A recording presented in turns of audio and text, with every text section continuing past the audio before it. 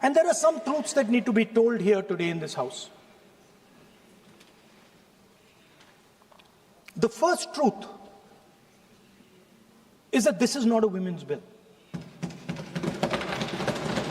This is nothing to do with the empowerment of women. There is a women's bill. It was passed in 2023 in this House itself.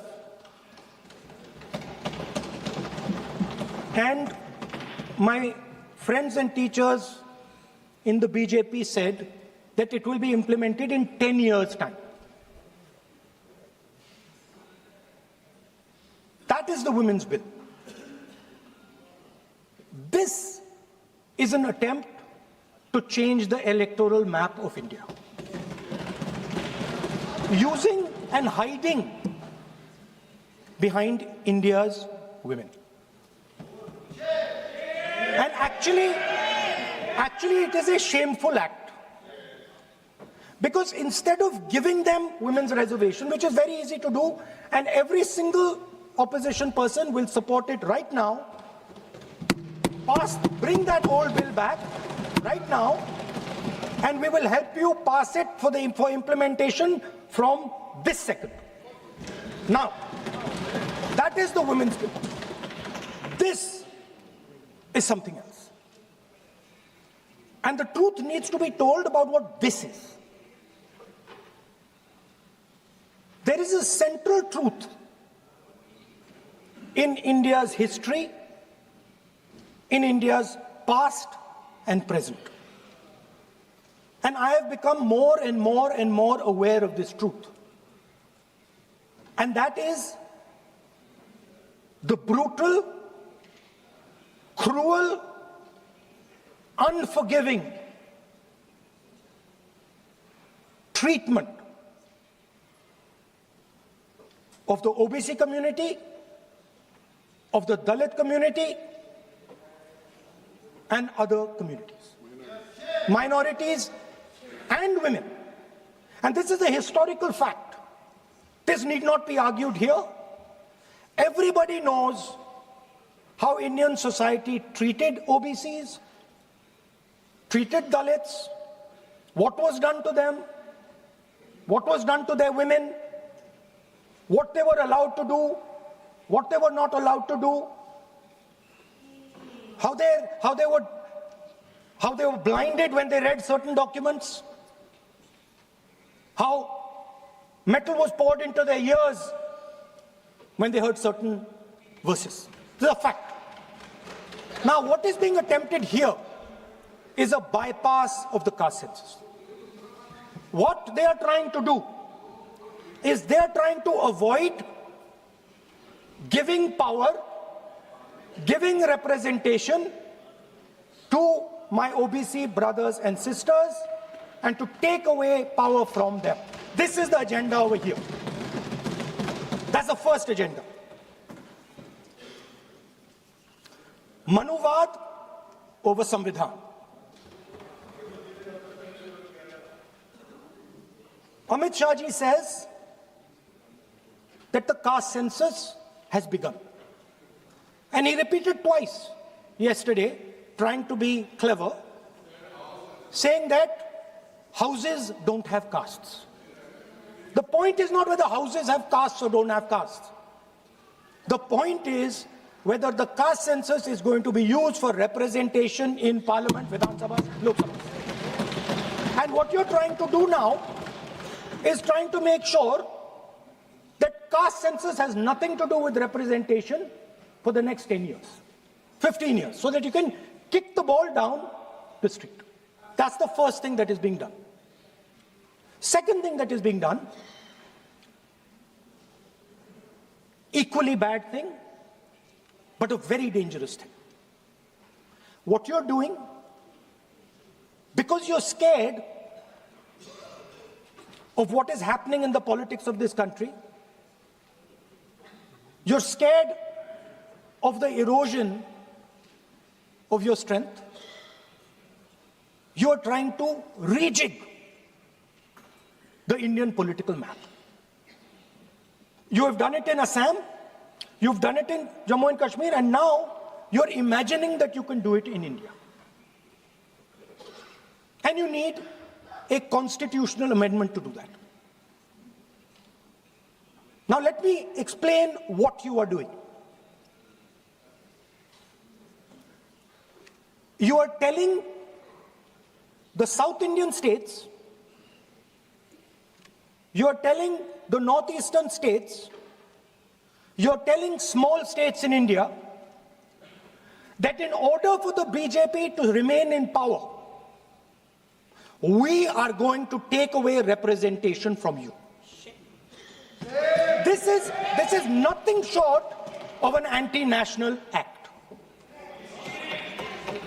This is what you are doing. And under no circumstances are we going to allow you to do it. So I am telling you very clearly right now that the entire opposition is going to defeat this attempt of yours to attack the nation state and deprive OBCs and Dalits of their rightful place in society. I want to ask, corporate India, entire financial structure of India, where are the Dalits? Where are the OBCs? Where are the Adivasis? Top bureaucracy of this country. आपका गलती है. Where are they? Judiciary, private sector, private hospital sector, healthcare sector, education sector. Earlier, there used to be something called the public sector. Public sector provided space for Dalits, OBCs. You've removed it, demolished it, handed it over to your friends. Yes. So you call OBCs Hindus, you call Dalits Hindus, but you do not give them any space in the power structure of this country. And you can ask this to any Dalit, you can ask it to any OBC. This is a fact. You call them Hindus, but you do not give them any place in this country. Yes, be cool. Be cool. And you are...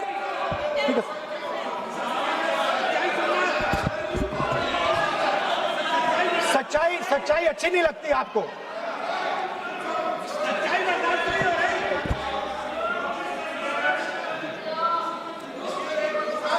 You After you can reply. You can reply. I'm not yielding.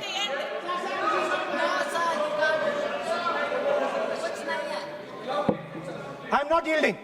I'm not yielding. I'm asking you. Don't ask. I'm not yielding. You have made Speaker, sir, I'm not yielding. misleading statement.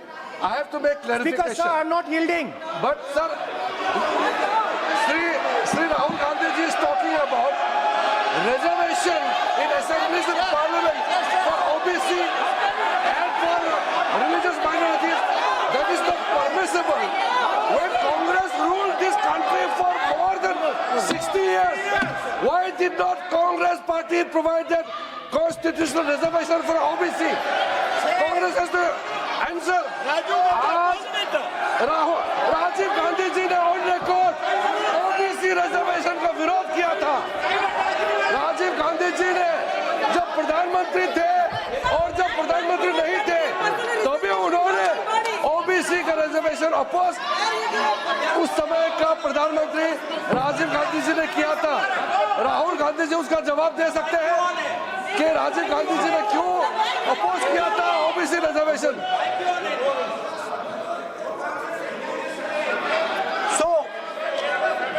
So I want to assure my friends, brothers and sisters across the country, southern states, smaller states, northeastern states, that do not worry, we are not going to allow them. We are not going to allow them attack the Union of India. You are equal participants in the Union of India. They will not dare to touch your representation in the Union of India. Speaker, sir, this same question was faced by Indira Gandhi ji and also by Mr. Vajpayee. Both of them faced this question. They understood the dangers and they did not take the action the Prime Minister is taking. You can check. It was done by Indira Gandhi ji and it was done by Mr.